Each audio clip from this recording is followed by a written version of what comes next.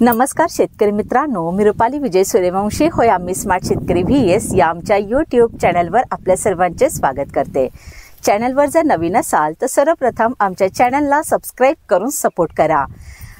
आपण हिंगणगादी येथील मोहिते सरांचा या ऊसाच्या प्लॉटमध्ये म्हणजे खोडवा तुटून ऊस तुटून गेल्यानंतर जी नियोजन असते त्यांनी आपल्याला माहिती दिलेली होती या आधीच्या व्हिडिओमध्ये की लगेच बगला मारणे आणि काही दिवसाच्या अंतरानंतर बगला मारणे ह्याच्यात प्रॅक्टिकली त्यांनी आपल्याला सांगितलं होतं की ते अनुभव मी घेणार आहे।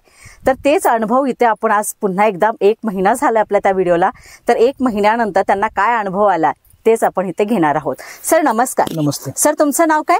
देवदास काकासो मोहिते, राहणार हिंगणगादी, तालुका खानापूर, जिल्हा सांगली। सर नमस्ते। सर तुमचं नाव काय? माझं नाव रितेश महादेव मोहिते, यांचे चिरंजीव। होय का? मग सर तुम्ही जसं की सांगितलं पहिल्या व्हिडिओमध्ये पण तुम्ही सांगितलं की ऊस तुटून गेल्यानंतर फास्ट म्हणजे लगेच आपली कामं झाली पाहिजे। सुरुवात पाचट कुटी असू द्या, काही एक्स्ट्रा गोष्टी असू द्या, ते लगेच झाली तर आपल्याला रिझल्ट चांगला मिळतो। जसं की तुम्ही त्यात सांगितलं बगला मारणं आणि काही दिवसानंतर बगला मारणं, तुम्ही दोन्ही प्लॉटमध्ये तुमच्या अंतर प्रॅक्टिकल घेतला, तर काय अनुभव आला तुम्हाला? सुरुवातीला आपला जो खोडवा तुटला होता तर सुरुवातीला काय झालं, आपण कुट्टी केल्यानंतर मल्चर मारून लगेच बगला मारल्या होत्या आणि हा दुसरं 1-3 एकर क्षेत्र आहे आता आपण जिथं उभा आहे तिथं आपण हा प्लॉटला 9 तारखेला हे केलं होतं, आपण कुट्टी करून मल्चर केलं होतं, पण आपण ह्या प्लॉटला बगलाच मारले नव्हते। एक आपल्याला प्रॅक्टिकली बघायचं होतं किंवा लगेच बगला मारताना मुळ्या ऊसाच्या तुटल्यानंतर काय फरक पडतो आणि एक 20-21 दिवसानंतर बगला मारल्यावर काय फरक पडतो। तर आता ह्या प्लॉटला आपण 20-21 दिवसानंतर बगला मारल्यात, कुट्टी मल्चर मारून घेतलं होतं आधी, फक्त बगला आपण मारल्या नव्हत्या। तर याच्यात एक फरक काय जाणवतोय, ही जी वाढ त्या प्लॉटपेक्षा जी आपण लवकर बगला मारल्या होत्या, ही जी वाढ जरा स्पीड नाही आणि काळुकी ही जी जरा थोडी किंचितशी एक 10-20% याच्यात मला प्रॅक्टिकली जाणवत्या, म्हणजे त्या प्लॉटपेक्षा। म्हणजे फक्त मला अनुभव घ्यायचा होता म्हणून हे मी केलं होतं, पण याच्यात मला जरा काळुकी किंवा वाढ आणि स्पीड नाही ह्याच्यात, त्याच्यापेक्षा स्पीड नाहीये। हा म्हणजे ह्या लेट बगला मारलेल्या प्लॉटला जरा वाढ त्याच्यापेक्षा जास्त आहे। मग जसं सर सांगितलं जातं की तज्ञ वगैरे सांगतात आपल्याला की लगेच बगला मारून घेतलं तर आपल्याला रिझल्ट चांगला येतो, पण तुम्ही प्रॅक्टिकली रिझल्ट घेतला की काही दिवसानंतर, मला वाटतं त्यावेळेला आपलं मुळी चालू होती, फुटवे येत आहेत, त्याच्यानंतर तुम्ही बगला मारले। फुटवे आल्यानंतरच आपण याला 21 दिवसानंतर बगला मारले, अजून याला आपण तोपर्यंत चांगलं फुटवे येतात असं, म्हणजे की आपली मुळी फिक्स होते, ती सेट होऊन जाते आणि त्याच्यानंतर बगला मारल्या, त्यामुळे त्याला मला वाटतं चांगली स्पीड मिळाली। मग ते आता या प्लॉटला 5 दिवस झाले बगला मारून, 5-6 दिवसच झालेत। म्हणजे थोडक्यात आपण गेल्या 9 तारखेला काहीतरी व्हिडिओ बनवला होता, 8-9 तारखेला त्यावेळी आपण फक्त मल्चर मारलं होतं आणि आता एक 5-6 दिवसापूर्वी बगला, पण हे जी वाढ जी पहिल्या बगला मारा त्याच्यापेक्षा जोरात आहे। आपल्याला जवळ प्लॉट बघायला मिळतो, ह्याच प्लॉट मध्ये आपण पहिला व्हिडिओ केलेला, ह्या प्लॉट मधला व्हिडिओ आहे तो पहिला। 1 महिना म्हणजे 1 दिवस बाकी आहे ह्या प्लॉटला।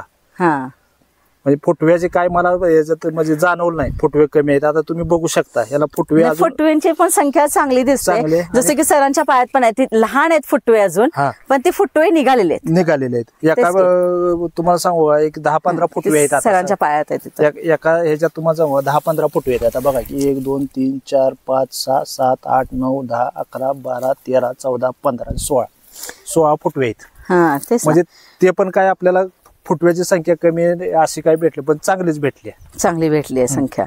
आणि हा खोडवा आहे, आपण हा नेडवा प्लॉट आहे। होय का? म्हणजे खोडवा नाही, हा 3ऱ्या वर्षाचा प्लॉट आहे, पण ती काळुकी जी बघा किंवा काय खोडव्यागतच सेम आहे। मग सर आता ही नेडवा आहे तुमचा, 3ऱ्या वर्षाला हा प्लॉट तुम्ही ठेवलाय सर, मग आता जी मध्ये आधी जे गाळे वगैरे पडलेले, गाळा पडतोच, आपला गॅप राहतोच, ती कुठेतरी ऊस उगवत नाही किंवा काहीतरी गोष्टी झालेल्या असतात, आपल्याला मल्चर मारायचं असतंय, पाचट कुट्टी वगैरे करतो त्यावेळेला आपल्याला ही राहतच थोडंसं, तर त्यात आता तुम्ही ते कशा पद्धतीने सांधून वगैरे घेणार सर? आता याला काय झालंय, आता एक 2-3 दिवसात आम्ही काय केलंय, भुंड्यावर ड्रिप आहे ह्याचं, सरीत ड्रिप नाही, आता 2-3 दिवसांना आपण याच्यात रोप सांधून घेणार आहे। रोप लावणार का? रोपच, कांडे शक्यतो सांधूनच, कांडे शक्यतो काय होते ऊस मोठा झालेला असतोय, सूर्यप्रकाश भेटत नाही, ती कांडी उगवण्याची क्षमता कमी राहते 20 दिवसानं. आणि रोप तुम्ही लावले तर रोप लगेच तुम्हाला एक आठवड्यात रोप निघून जाते आणि एका रोपाला तुम्हाला एक जास्त राहिले 5-7 ऊस राहिले, 5-7 ऊस भेटतील. एक ऊस 1.5 किलोचा झाला तरी तुम्ही एक 500-1000 रोप सांडली किंवा 1000 रोप सांडली तर तुम्हाला 7000 ऊस भेटतील. एक ऊस 1.5 किलोचा झाला तरी तुम्हाला एक 10 टनचा फरक पडू शकतो. म्हणजे जास्त तुटाळ असली तर बरं का. होय होय होय. म्हणजे सांडणं गरजेचं आहे. गरजेचं आहे आणि ते केलं पाहिजे नियोजन. जसं की सरांनी आपल्याला इथं खूप छान माहिती सांगितली की 3ऱ्या वर्षीला ज्यावेळेला आपण ऊसाचा प्लॉट ठेवतो तर त्यावेळेला सांधणं ही खूप गरजेचं आहे. असं नाहीये की गाळा पडलाय मग ते राहू द्या तसंच, काय निघल ते निघल उत्पन्न, अशा ह्याच्यात न राहता जसं सरांनी सांगितलं की आपण जर सांधून घेतलं तर 8 ते 10 टनाचा आपल्याला नक्कीच फरक मिळणार आहे. आणि तेही आपण ऊसाची कांडी न लावता रोप लावलं पाहिजे. रोप लावलं तर आपल्याला त्या स्टेपला त्या वयाला ते व्यवस्थित परफेक्ट मॅच होणार आहे. ते नाहीतर कांडी म्हटलं तर कांडीची उगवण क्षमता होईपर्यंत ते झापाळलं जाणार आहे, ते त्यामुळे ते उगवणारच नाहीये. त्याच्यामुळे ती ही राहू शकते. पण ती गॅप काढायसाठी रोप ही योग्य नियोजन आहे. तर सर खरंच खूप छान तुम्ही माहिती देताय आणि आमच्या शेतकरी मित्रांनाही नक्कीच आवडत असतील तुमचे व्हिडिओ. वेळोवेळी तुम्ही छान मार्गदर्शन करताय सर. जसं की तुम्ही आता ही 3ऱ्या वर्षाला, आता तुमचा 2ऱ्या वर्षाला ज्यावेळेला गेला तुम्हाला किती उत्पन्न मिळालं सर ह्याच्यात? हे 2ऱ्या वर्षाचा खोडवा होता, याला 85 टन एकरी आपल्याला उत्पादन भेटले ह्या प्लॉटला. अभिनंदन सर की 2ऱ्या वर्षाला सुद्धा तुम्ही 85 टन म्हणजे खूप जास्त झालं. कारण का ह्या वर्षी पाऊसकाळ कमी असल्यामुळे दुष्काळच आहे ह्या वर्षी. दुष्काळ असून सुद्धा तुम्ही 85चं उत्पन्न घेतलंय, 85 टनेज घेतलंय तुम्ही. गेल्या वर्षी पण तेवढंच होतं, 82 टनाचं उत्पादन होतं त्याच्या गेल्या वर्षी खोडव्यालाच. मग ह्याच प्लॉट मध्ये तुम्ही लागणीला किती काढलं होतं मग सर? लागणीला 122 टन हाच प्लॉट होता. हो का? हाच म्हणजे हा आता आपण म्हणजे ह्याच प्लॉट मध्ये तुम्ही लागणीचं 122 टन काढलंय आणि 2ऱ्या वर्षीच्या ह्याला तुम्ही 82 टन काढले. आणि तिसऱ्या ह्याचा अंदाज आहे आम्हाला, म्हणजे ते आता आमचा गेल्या वर्षी जो निडवा गेलाय तो एक 60-65च्या अंदाज मध्ये गेलाय, एकरी 60-65 हा अंदाज आहे. 60-65 टन एकरी निडवा 3ऱ्या वर्षी ते आहे. मग सर ज्या शेतकऱ्यांचं नियोजन असं होतंय की लागण असून सुद्धा त्यांचं एकरी 60 टनेज पर्यंत जात आहेत, तर काय त्रुटी राहत असतील त्यांच्याकडून सर? काय तुम्हाला वाटतंय? सुरुवातीला पाठीमागच्या आपण व्हिडिओमध्ये सांगितलं की म्हणजे सुरुवातीचं एक म्हणजे 120 दिवसापर्यंत तुम्ही कायम त्यावर लक्ष ठेवलं पाहिजे.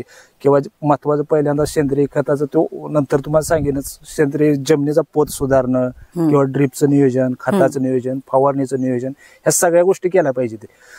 तण नियंत्रण वेळच्या वेळी झालं पाहिजे, त्या फवारण्या वेळच्या वेळी झाल्या पाहिजे, त्या प्रत्येक गोष्ट वेळच्या वेळी, फक्त योग्य नियोजन झालं पाहिजे. तर नक्कीच आपल्या होय आम्ही स्मार्ट शेतकरीवरती तुमचे व्हिडिओ आम्ही घेतोयच आणि तुम्ही योग्य मार्गदर्शन सर तुम्ही शेतकरी मित्रांना करताय. तुमचं मार्गदर्शन घेऊन नक्कीच यावर्षी प्रत्येक शेतकऱ्याचा रिझल्ट आपल्याला चांगला बघायला मिळणार आहे. मला तर असं वाटतं की पुढच्या वर्षीच्या कमेंट अशा राहतील की मॅडम आमच्या प्लॉटमध्ये आम्ही 82 टनेज काढले, 90 काढले, 100 काढले, 100+. खूप छान वाटेल ते ऐकायला पण आणि आमच्या मोहिते सरांना पण खूप छान वाटेल की नक्कीच जे त्यांनी मार्गदर्शन केलंय शेतकऱ्यांनी ते घेतलं आणि त्यांनी स्वतः प्रॅक्टिकली त्यांच्या प्लॉटमध्ये त्यांनी त्या सगळ्या गोष्टी केल्या. नक्कीच प्रत्येकाला कोणालाही ज्यावेळेला आपण ज्ञान देतो त्यावेळेला आपल्याला रिझल्ट जर मिळाला तर आपल्याला प्राऊड फील वाटतं की आपलं मार्गदर्शन इतरांच्या फायद्यासाठी आहे, चांगलं मिळतंय त्यांना ते. तर नक्कीच त्यांनाही चांगलं वाटणार आहे आणि आम्हालाही तुमच्या कमेंट बघून खूप छान वाटेल. आणि सर तुम्ही खूप छान माहिती दिली, तुम्ही दोघांनी वेळ दिला आम्हाला, आपले मनापासून धन्यवाद सर. आणि आपल्या सर्वांचेही मनापासून धन्यवाद. शेवटपर्यंत व्हिडिओ पाहिल्याबद्दल. आजचा व्हिडिओ कसा वाटला हे आम्हाला कमेंटद्वारे नक्की कळवा. धन्यवाद.